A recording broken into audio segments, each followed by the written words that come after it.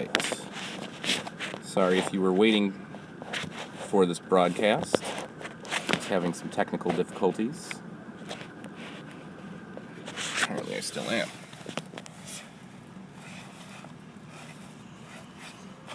Aha!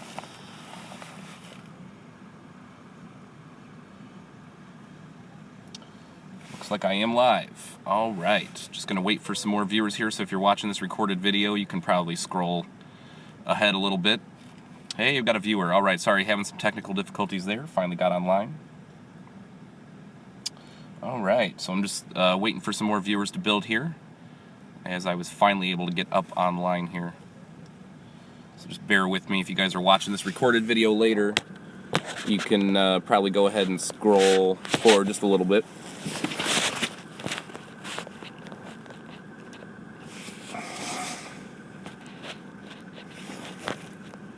And I had this all set up with my other phone, and for some reason it didn't want to connect to YouTube with the apps I have. So I had to go to a different device. So that's what the holdup was. Sorry, folks. And just making sure the stream's going through. It is. Alright. Let's see. Space Dog, I see you're watching. How's it going, buddy? Now, let me try to rig this phone up in such a way where you can actually see me. A little tight on space in the car at the moment. Using it as my charging station / temporary warming station at times. That's not a good view. Oh, God. This is ridiculous.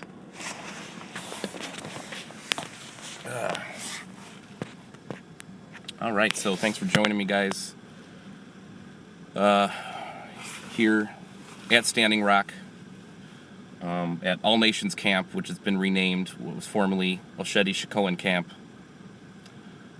Don't know if you guys have heard the word out there, but the original sacred fire has been put out. And a new group of leaders that have kind of been leading camp, the day-to-day tasks, and people who speak for some of the different encampments have come together and consulted with some of their medicine men and priests and decided that it's any tribe's right to restart the fire, and so they have restarted the new fire and christened this All Nations Camp. If you guys, I just uploaded a video. It should be available right now. Just got through finally on my YouTube channel here. So if you click on my name there, you'll see my videos. It's a 12:10 update. You'll see, basically I'm going to try to highlight in the next few days here the life that's still continuing in camp, the people that still need your support and your eyes here. So after this live stream, please go ahead and check out the video. Like I said, it's right here on my YouTube channel. It's a 12:10 update. I'm going to try to be doing as many of those as possible, time permitting, of course. There's just not enough time in the day here to try to get a connection to upload videos. Sometimes can be challenging, even when you're showing excellent upload speeds. It's not always as easy as it would seem. So that's why I'm in my car up on Media Hill right now. My new hotspot seems to have fabulous upload speeds right up here. So that's how I was able to get that video out a day late. That's kind of how they're going to be. They're going to be semi-daily updates, video updates. Whenever, they may be a few days late, as whenever I can get the media out. There's also a lot of camp chores to be done on a daily basis. Like I said, there's never enough time in the day. So just bear with me on those. I'll try to get them up quicker as possible. I'm also working on getting, when we set up a more permanent structure, we're staying with some friends right now. I've been waiting kind of for time and snow to clear, which never happens. I'm going to work on setting up an antenna booster so I can hopefully be able to edit, process, and upload video from a nice warm home base. If I can't do that, I'll be continuing to drive up to Media Hill in the meantime, and I was able to upload that video in just a few minutes, as opposed to hours and hours of delay back at our campsite, and then finally error in uploading. So hopefully this stream is coming through pretty clear. Like I said, I'm getting fantastic speeds up here with my Wi-Fi hotspot. So again, the Sacred Fire, for new viewers, was put out by the original elders that came and started. And the reason they started it was to get people's attention and get people here. And they felt they succeeded in that task, and that's why that was extinguished. And a new group of elders, and with a lot of young people as well, new young leaders have stepped up and relit the fire and renamed this camp All Nations Camp. The media, even people within this movement, there's a lot of misinformation going on in the outside world, and a lot of that's trickling here on the inside as well. But people are still here, and the people that are here, a large majority of them are here to stay as long as they can, if not all winter.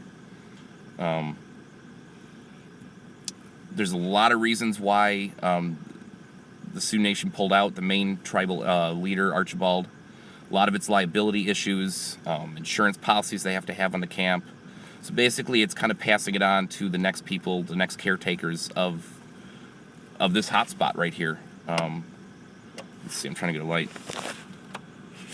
Maybe a little better. Because everybody here, and I know a lot of people online too, are kind of skeptical of all the maneuvers and moves that are going on here and political things that are happening, when we know full well they're not going to stop drilling, whether it be tomorrow or whether it be in spring. And especially with Trump just making a statement today saying as soon as he gets in office, he's going to basically expedite this whole process. And that's January 20th. So some of the elders talking about people go home and come back in spring is going to be too late, and momentum will be lost. And this is a focal point for other pop-up movements that are happening around the country right now. And the people that are here for a reason. They're here. They feel they can't abandon their post, as do I. They feel they can't abandon the 500, 600 people that have been arrested and are still facing jail time and courts. We have to maintain this camp for the people who are here to maintain it. And again, a lot of misinfo getting out. There are new rules in place now. I mean, there's no rule that you can't come. But everybody here, I think, is in consensus that if you're going to come, you come here with a purpose. You come prepared to be self-sufficient. Don't come here to think that there's a lot of food or a lot of money going around, because I'm telling you, there's not. If you're going to use firewood while you're here, that means you chop 3 times as much. If you're going to eat in the kitchens, you do dishes. And just the camp chores you have to do to sustain yourself and whoever your group, and I recommend being in a group, just to do that takes a large portion of the day. So you got to come out here willing to work. And I'll tell you, the cold has weeded out some of the people that are not here willing to work and do what it takes to survive daily. And again, for new viewers, I just uploaded a video of my yesterday's highlights, kind of showing you the life in the camp, how people are still working hard every day, even through the cold, even through the blizzard, to maintain people's lives here and to think about as far in the future as we can to sustain ourselves and whatever the next step is. So I just wanted to let you guys know we're here. A lot of the natives are here. There's still at least 1,000 or more vets still here with the same mindset that they took an oath not to abandon their comrades, not to abandon a fight that's still in progress, and the fight is still here. Don't be fooled. Just because there's some legal hang-ups doesn't mean at a blink of a hat we're going to be sorry that no one was here guarding the front lines. And this is still a camp of prayer. This is still a camp of symbolism right now. And it's a focal point, an energy point for all the other fights that need to be picked up around the country, whether it be, at the big banks that are funding these projects that don't care about you and I but only profit, whether it be at your local politicians who are going to support Trump or whoever in trying to expedite this process, whether it be at other pipeline fronts.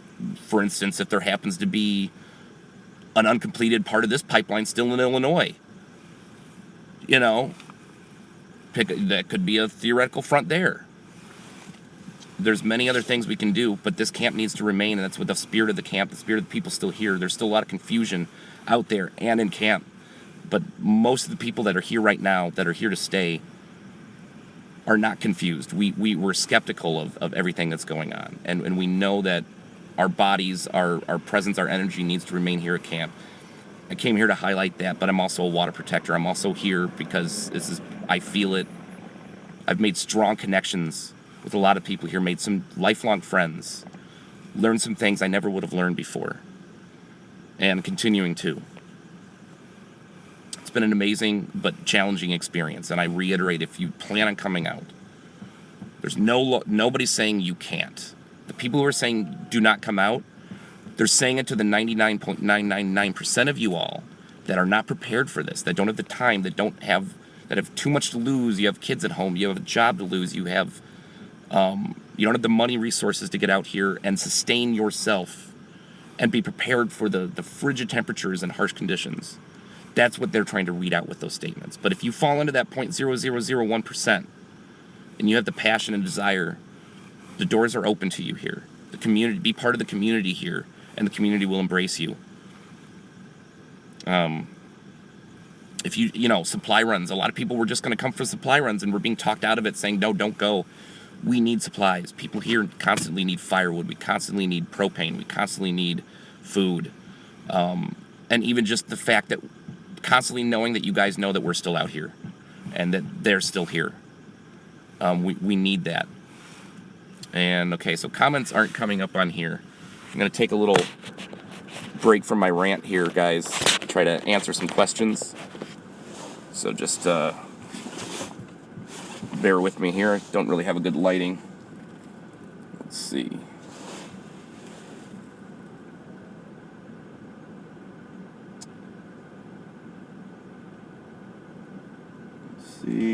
All right, thanks guys for the kind words. World Contact 777, spread this information. Hey Cleo's baby. Space Dog asking what my day is like. Let me see if I can get some more light here on the subject. All right, well, like I said, there's never enough time of the day. Right now, I'm staying in a temporary place with some people. Kind of like a trailer turned into a makeshift cabin. We've been having to, do a lot of things like fill up our little propane tanks off larger tanks to keep our cabin heated at the moment until we get our more permanent structure settled. A lot of it is we have plans for today. Like today, we were going to build some shelving to organize our place. I mean, just to keep us sustained, it takes a lot of thought and a lot of effort just for our own tiny little camp. Those plans always get pushed off because somebody needs help. One of the guys I stay with, a native from Utah, Marvin, who's just a fantastic individual, he spends most of his time during the day helping people like in kitchens, or helps with the construction team, helps when the blizzard was happening. Him and my girlfriend Megan were pulling countless people out of the ditch. That's just the type of person he is. So things like that will come up where we need to be here or there because something's happening, and that's kind of eats up at least half of the day right there. And then you get done with that and you got to worry about feeding yourself, warming yourself, taking care of yourself. Self-care is important out here. And then the daylight's gone. Like it's falling right now. I actually have to get back to camp as soon as I'm done with this. We have more to do. We have to drive out and get some gas filled for some people because they're out of gas here from having to use their cars to warm up during the day. So little things like that can take a lot longer than you expect. And if you have to make larger supply runs, which are another thing that we do, like up to Bismarck, that can be an all-day thing. We did a large supply run right when that last blizzard hit. Somehow we made it back here alive. We drove 15 miles per hour. We had chains on a four-wheel drive. We did it safely. Saw a lot of people in the ditch. Another thing, if you come out here, come with a car that's prepared. Have snow tires and get some damn chains just to have them. You're going to have to, if you live in a state that a lot of them it's illegal to sell them, and you're going to have to buy them on your way up here, and then you're going to have to find a place that has them in stock. It's not easy. Or you can actually Amazon. Some guys told me yesterday they bought some of the wire-type chains on Amazon. And they were actually pretty inexpensive. I don't know how those work yet in these conditions, but I guess Amazon is a source for that. So come out with a prepared car. You're prepared. Your transportation is prepared. You have to have contingency plans for everything. Have a backup for everything, or you're not going to make it out here right now. Don't come if that's the case. Again, if you're coming for a supply run, anytime, please. Everybody out here, wherever you bring it, is going to be very appreciative. There's still work going on daily, chopping of firewood, building of structures. A lot of the kitchens that are still in service are trying to make sure that their food stays warm, doesn't freeze, but still stays fresh. And my friend Marvin, again, he's helping out with one of the main kitchens over there, and they need all the help they can get right now. If you're going to drop off a whole bunch of clothing, make sure it's the good stuff. That at a certain point, there were so many donations here of things that people really just couldn't use in this weather. that they had to start giving it away to people on their way out the door to give it to their local charities when they get back home. So if you're a skier and you've got that ski jacket you use once a year, that's really nice. That's the type of something that would really go a long way to keeping somebody warm out here. That either, it's not just about being prepared out here. Sometimes your gear gets wet or snowy. Even your backup gets wet and snowy. And the donation tent is huge. Has been a huge thing for a lot of people here. I mean, even coming here to donate your time to going through supplies, because there's never enough time to go through all the donations they have at the donation tent. Is huge. So that way we know what we have, so that way when somebody comes and I really need a coat so I can make it through the night, they know right where to go and what size, and it's a long task, and a lot of people put in a lot of time and effort to that. And that's just another one example of the daily long hours that are being put in here even now. We need your focus. This camp is remaining. Just because some people on the outside says it's done, most of the people here in camp don't agree with that and realize that this is still a focal point and are willing to take on the responsibilities themselves. And the community that has formed here cannot abandon each other, cannot abandon, again, those people that have been arrested, cannot abandon the rest of the people throughout the country who have seen this as a focal point to bring up their own fights and against the big banks, against their local politicians to put pressure on them, against other pipeline heads where they haven't been completed. Again, it's possible there is a section going under a river in Illinois of this particular pipeline that's still not completed. I don't know. So that might be, things like that. Don't forget about the people here. And please, if you're just tuning in, I just uploaded a video. It's a daily update. It's 12/10/16 update right here on my YouTube channel. I'm going to tweet and Facebook that out when I get done, but you can go and check it out right now or as soon as I'm done with this broadcast. So go check that out. You'll see a little snippet of what daily life is like here, and I'm going to try to do more of those. Semi-daily, I'm calling them now updates, because time permitting, I have to find time at night to edit it. Obviously, I won't be able to upload it usually till the next day unless I'm getting stronger signal, hopefully soon, in my camp. So just bear with me out here, all that. I am trying to get as much media coverage as I can, but also I'm not primarily a media member here. Again, I'm a part of my small camp. We have to take care of each other. We have to take care of the camp so that we all survive. I'm part of the larger community here. I have to remember that at times. My live streaming and my video updates come secondary to all that, unless it's something super important. So I'm getting in. I'm going to try to get in as much information out to you guys as I can, especially now with a lot of the media gone. The official media, I'm pretty sure, has disbanded here. I'm not sure. I'm getting conflicting reports on that. So it's going to be up to people like me, and I'll get you in touch with other people here on the ground that are going to be doing similar things to get the real word out of what's going on here. And again, let us know. Let people you know in camp, let people you know online that are here, let them know that you haven't forgot about them. Your timelines aren't flooded with the No Dapple hashtag anymore, and that doesn't mean that we're not still here and we don't still need your attention. So again, let me check some of the comments here now I've ranted for a while. Let's see.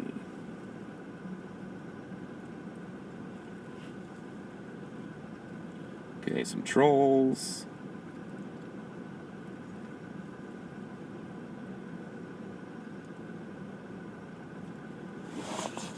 Okay, nobody with real questions.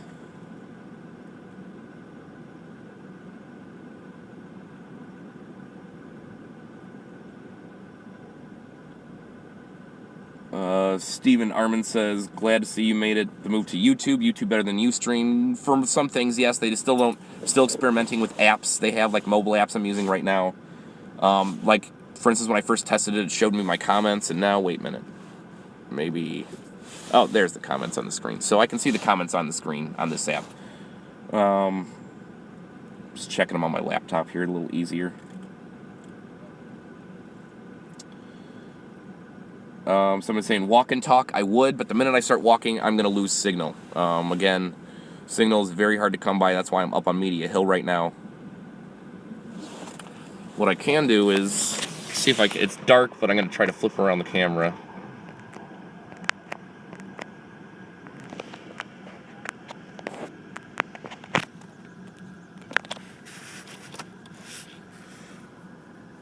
So nighttime has hit the camp.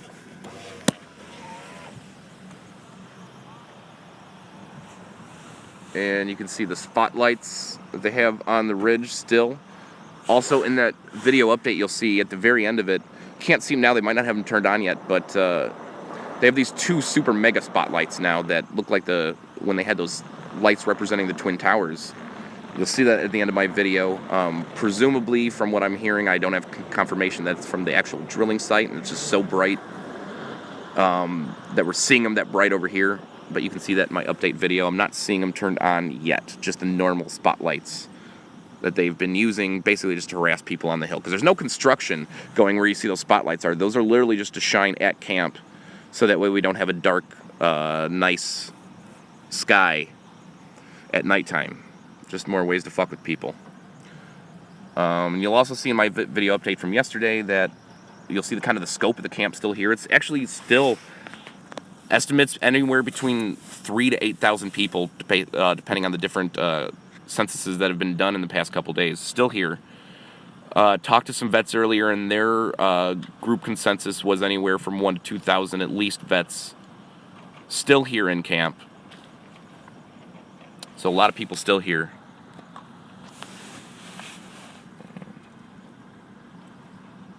Let's see, just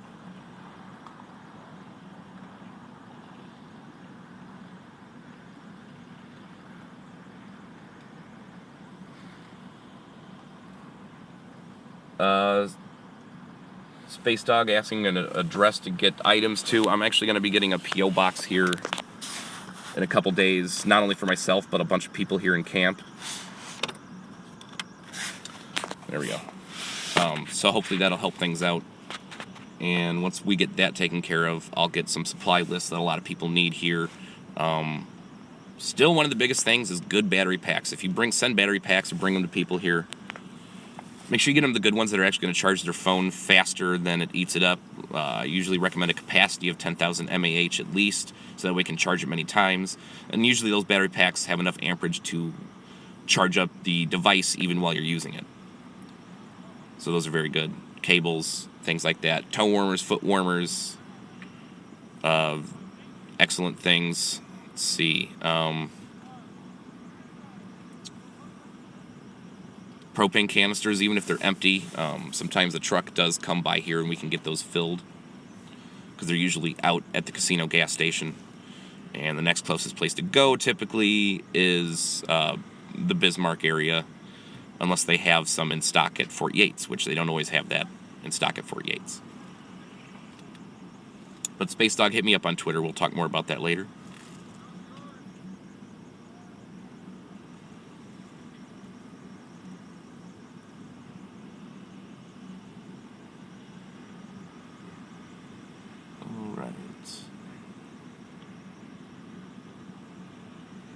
Someone asking how the compost toilets are. That is something that just changed. Since the nation that was hosting the toilet part of the porta potties, that was funding the porta potties, pulled out.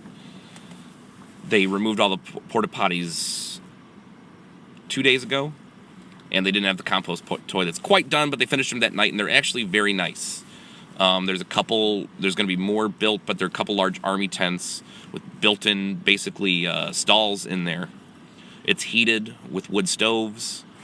As long as people follow the rules and be respectful, they're very clean, and it's much nicer in this cold weather than a porta potty. Let me tell you. Good question.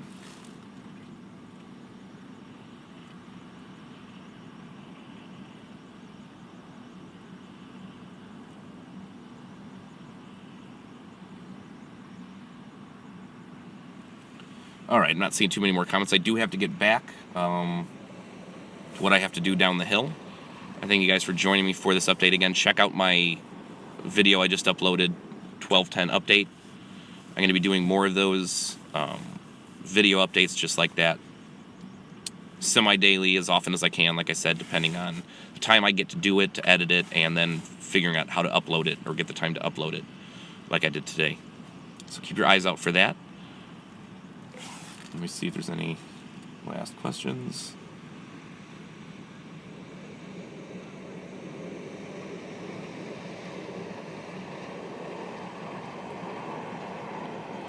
Thank you, Alan.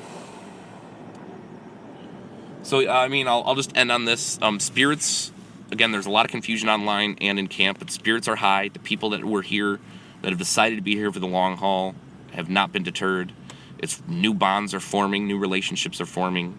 The new sacred fire has been lit, and this camp has been renamed All Nations Camp, previously Oshedi Shikoan. And we and many people here are here for the long haul, as long as we need to be here. So please, tell people not to forget about the people here in camp, as the media tries to go on to the next story. Because we all know, just because there's legal hang-ups going on right now, we all know how those usually turn out. It's just buying a lot of time, people's momentums will shift, and then it'll be too late. So thank you all for joining me. Watch that update video. Keep following me on Twitter at revolutionary_Z, Facebook, .com/revolutionaryz, no underscore. And I'll keep updating you guys through there as well.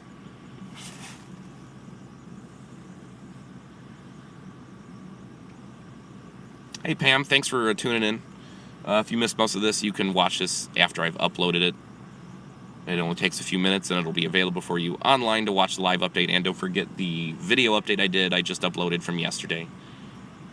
And I will see you guys all soon. Thank you very much for joining me tonight.